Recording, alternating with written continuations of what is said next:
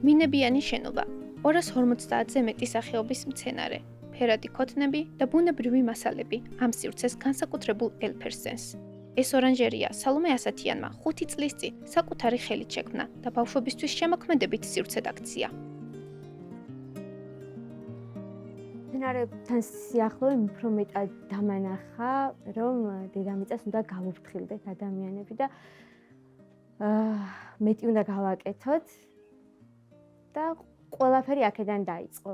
ჩემი მომავალი საქმიანობა ნელ-ნელა ეტაპობრივად პანდემიის დროს, როცა სრულიად ჩაიკეტა სამყარო და სახლიდან ვერ გავდიოდით ადამიანები თითქმის, მაშინ დავიწყეთ ქოთნების დამზადება და მოხატვა. მეუღლესთან ერთად ვაკეთებდი ამ საქმეს და თავაზობდით ინტერნეტით ადამიანებს სასაჩუქრად. იმდენად საოცარი პროცესი იყო ეს მოხატვის პროცესი, შემდეგ ჩარგვა ისედაც უკვე გამოცდილება მქონდა ამაში, რომ საოცარ თერაპია იყო.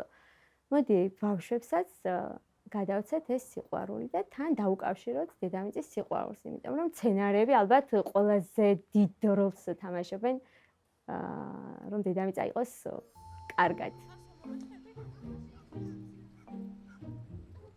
დედამიწალების გაკვეთილები. ასე ჰქვია ფლორისტის შემეცნებით შეხვედრებს, რომლის მიზანიც ბავშვებისთვის დედამიწის შესახებ ცნობიერების ამაღლება და ბუნებასთან დაახლოებაა. დედამიწის დღის აღნიშვნა ჩემთვის ძალიან მნიშვნელოვანია და მნიშვნელოვანი რა ზუსტად იმიტომ დავაკავშირე და სახელიც მაგიტო დავარქვი ჩემს გაკვეთილებს. ძალიან მინდოდა რომ მცენარეებს გავფრთხილებოდნენ და ალბათ ჩემს ბავშვობაში ცოტა გვაკლდა ამ მხრივ, რომ არ მოგვეტეხა ტოტი ბუნებაში, არ მოგვეთხა რა, ან გადაგვეთელა.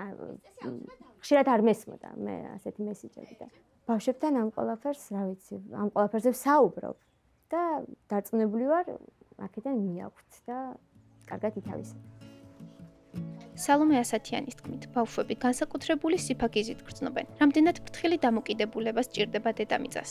ისინი ბუნებრივად აცნობიერებენ მის მნიშვნელობას და დაცვის აუცილებლობას.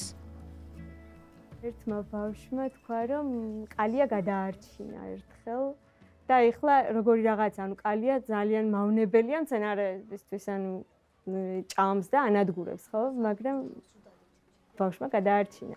იმიტომ რომ ისიც უნდა იყოს და უნდა იარსებოს და ჩვენთან ერთად ჩვენს გვერდით უნდა იცხოვროს. ესეთი ის ხონდა მესიჯი სამყაროში.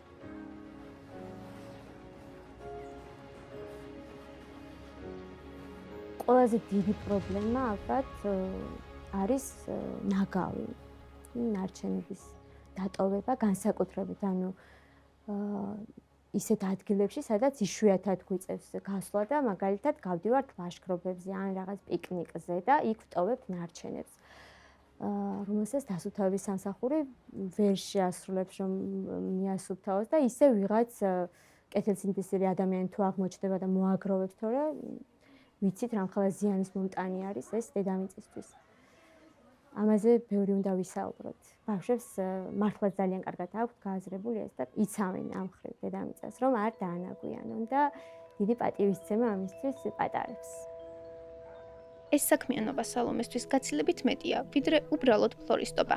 ის დარწმუნებულია, რომ სწორგზას ადგას და მზად არის. მომავალშიც ბევრად მეტი გააკეთოს, რათა ახალ თაობას დედამიწის სიყვარული კიდევ უფრო მეტად გაუღრმაოს და ბუნებასთან დაახლოოს.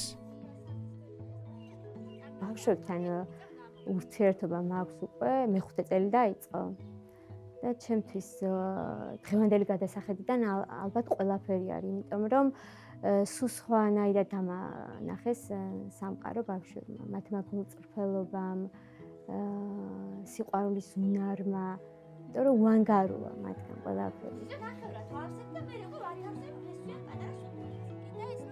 დედამიწას თუ არ გავუფრთხილდებით, ეს უნდა გავითავისოთ და რომ ყველაზე ცუდი იქნება ჩვენთვის, ცუდის მომტანი, იმიტომ რომ მაქედან მოდის ყველაფერი ცუდი ჩვენს ჯანმრთელობის მხრივაც. აი ეს დაბინძურება იქნება თუ ხეები რომ აღარ იქნება დედამიწაზე თავისთავად. ძალიან ბევრ ცუდ რაღაცას გამოიწვევს. ყველანაირად ვცდილობ რომ გავუფრთხილდე, თუმცა ვფიქრობ რომ არ ვარ ჯერ ძალიან პასუხისმგებლიანი მოქალაქე ამ მხრივ, მაგრამ მეც ნელ-ნელა ვსწავლობ და სწავლას იბერემდე და კიდევ ბევრ ამას შევისწავლი, ბევრ ამას შევიმეცნებ და უფრო გაღრმავდება ჩემი სიყვარული დედამიწის მიმართ და კიდე რაღაცებს ახალს მოვიგონებ ბავშვებისთვის, რომ მეტი და მეტი სიყვარული გავუღრმაო ბავშვებს დედამიწის მიმართ.